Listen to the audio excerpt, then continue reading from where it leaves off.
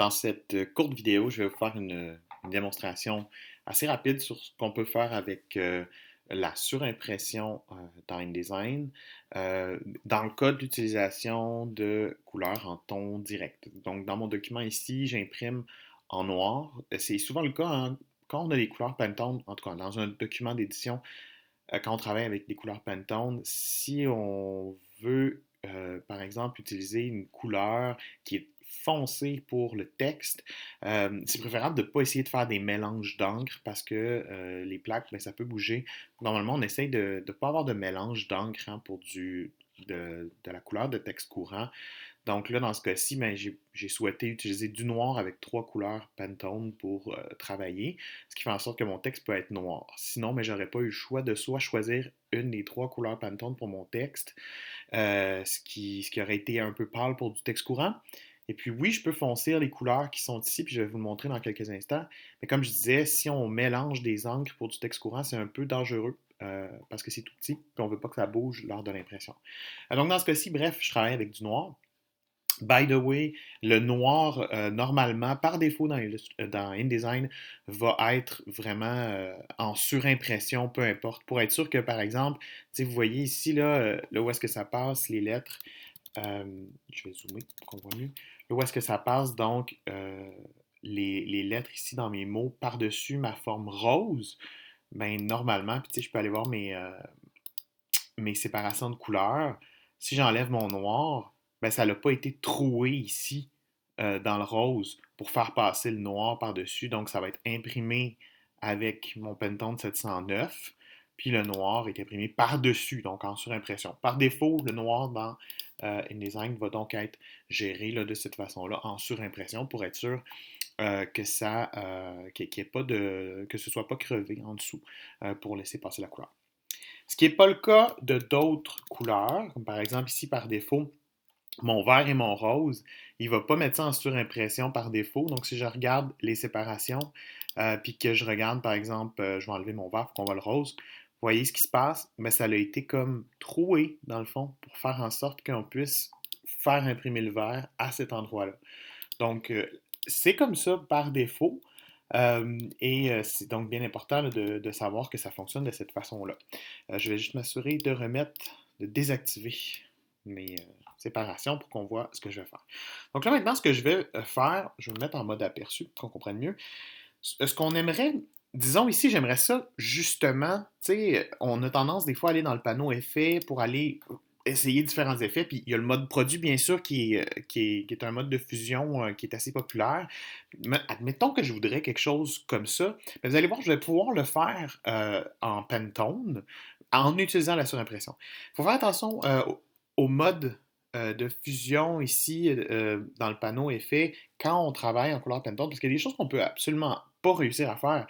Si par exemple je voulais choisir, je vais le resélectionner, si je voulais choisir le mode densité couleur plus, c'est sûr que c'est pas beau de toute façon, mais vous voyez ici, ça me crée une toute nouvelle couleur qui n'existe pas du tout ça dans mon nuancier. Puis là, on sait que c'est pas comme en CMJN où est-ce qu'on peut imprimer à peu près toutes les couleurs possibles. Là, j'ai trois couleurs Pantone, puis c'est avec ça que je travaille dans le fond. Fait que ça, c'est pas possible d'imprimer ça. Et puis, avec trois couleurs Pantone, je peux aller voir mon aperçu des séparations, là. Vous voyez, soudainement, ben, ça disparaît. Parce que c'est pas possible de faire ça, ce mode de fusion-là. Donc, moi, je vous dirais, les effets, on évite évidemment parce qu'on risque d'avoir des mauvaises surprises. Donc, je vais remettre ça à normal. Mais mettons que je voudrais créer l'effet un peu justement de surimpression. Ben, je peux carrément le faire en allant le mettre dans la surimpression. C'est un peu comme je disais tantôt, le texte ici qui est en noir, par défaut, il est surimprimé parce qu'il est noir. Donc, il imprime par-dessus. Moi, je veux faire la même chose ici avec lui pour que les deux couleurs se mélangent. Donc, ce que je vais faire, c'est que je vais aller dans Fenêtre, Sortie, Options d'objet, puis c'est ici que je vais avoir mes options. C'est bien important. Pour un bloc de couleurs, on l'a par défaut, là, la case qu'on peut cocher sur impression. Mais si c'est un bloc texte, bien important de sélectionner le texte. Puis là, je vais pouvoir demander sur impression du fond.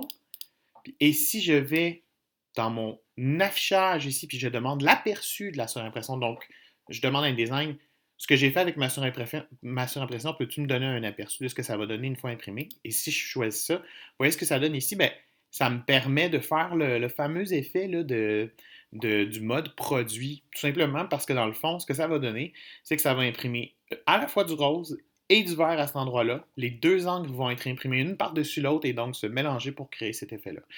Et donc maintenant, il n'y aura plus de trou dans mon rose. Si je vais voir l'aperçu de mes séparations, là, puis que j'enlève mon vert, il n'y a plus de trou dans mon rose à ce moment-là. C'est voulu parce que je veux justement qu'il s'imprime un par-dessus l'autre. Donc, c'est à moi de gérer ça. Je peux le faire en passant par sortie, option d'objet, puis c'est là que j'ai l'option de la surimpression.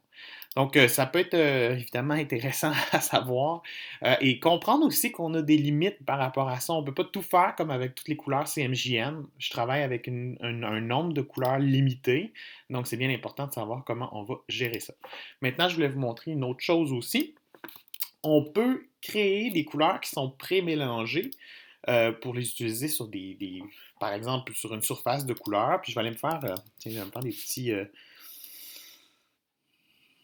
petits rectangles ici pour qu'on comprenne ce que je fais. Mettons. Si je vais y aller avec le vert, tiens, pour commencer. Admettons que j'aimerais avoir un vert qui est plus foncé. Je peux donc, à partir du moment que j'ai déjà mes nuances qui sont là, je vais simplement passer par le menu, donc déroulant en haut à droite du nuancier, puis je vais demander une nouvelle nuance d'encre mélangée. Et ici, par exemple, je pourrais dire, ben, je veux mon 346, et puis j'aimerais ça aussi ajouter du noir dedans.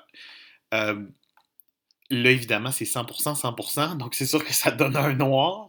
Mais si je diminue, par exemple, tiens, mon noir, puis que je mets ça à 40% de noir, donc là, je lui dis, je veux 100, dans ma couleur mélangée, je veux 100% de mon Pantone 346, puis je veux 40% de mon noir. Si je fais ajouter, terminer, j'aurais pu la renommer, hein, ça serait plus cute. Vert foncé. Puis là, ici, par exemple, je pourrais dire, tiens, mets cette couleur-là. Donc là, vous comprenez un peu que ça va me permettre d'avoir une belle panoplie de possibilités, ça, même si j'ai juste trois couleurs. En tout cas, du moins, ça va me permettre d'avoir un nuancier qui est efficace, de pouvoir comme rapidement appliquer différentes versions de mes couleurs. Par exemple, d'avoir mes couleurs de base, mais plus foncées, pourquoi pas, ça peut être intéressant. Déjà qu'on peut le faire, évidemment, si je prends mon vert et que je réduis à 50%, mais ça me fait un vert qui est plus pâle. Mais ça commence à être le fun là, de pouvoir gérer tout ça. Puis si je regarde l'aperçu de mes séparations, si j'enlève mon vert, on va voir que j'ai un petit peu de noir à cet endroit-là. Si j'enlève mon noir, ben, vous voyez, donc c'est mon vert partout, ben, sauf ici qui est évidemment à 50% d'opacité. Donc voilà, c'est quand même assez intéressant. Puis on va aller plus loin. Je vais faire, tiens, une nouvelle nuance, encore une fois, d'encre mélangée. Cette fois-ci, je vais choisir cette espèce de couleur un peu corail, donc 709 avec le petit bleu ici. Je vais mettre, tiens, un 60, 90, faire un genre de mauve, tiens, voilà. Je vais l'ajouter. Donc là, je me retrouve avec une complètement nouvelle couleur, là, grâce à ça, dans le fond. C'est-à-dire que j'ai mon... Tiens, je vais les mettre. Je vais m'assurer d'être à 100% partout.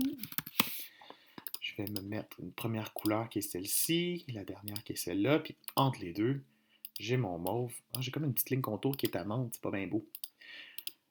Donc, vous voyez, ça me crée carrément une nouvelle couleur qui n'existait pas, qui n'était pas dans ma palette initiale, mais qui va être, dans le fond, réalisée grâce au mélange de l'impression du 542 puis du 709.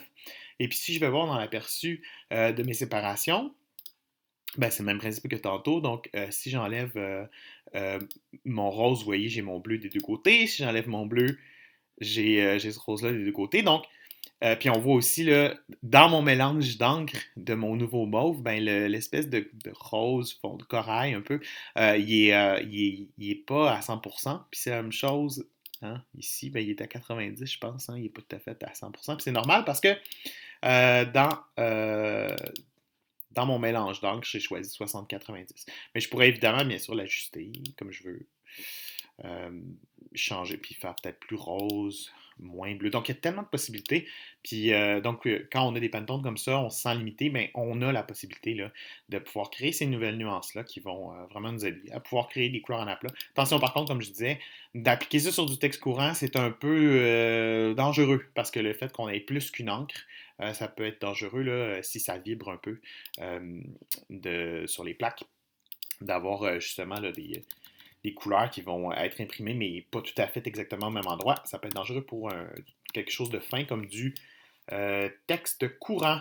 Ah oui, puis j'avais aussi, ben, tu sais, ça ne change pas grand-chose là, parce que je pense que je vous en ai déjà montré pas mal. Admettons que je voudrais juste réaliser un petit effet là, de... Oups, je sélectionne mon texte.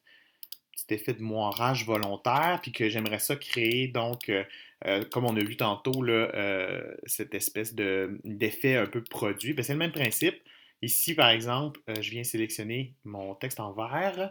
Je vais aller chercher mes options d'objet dans mon menu sortie. Et puis, je vais demander de surimprimer le fond. Puis, ça va me permettre de pouvoir avoir un petit effet sympathique moiré. Voilà. Donc, ben, en tout cas, j'espère que ça va. C'est sûr que c'était assez bref, puis c'était assez sommaire. J'espère que ça va vous avoir permis un petit peu de mieux comprendre là, ce qu'on peut faire avec des couleurs Pantone en surimpression, puis les mélanges d'encre dans le nuancier.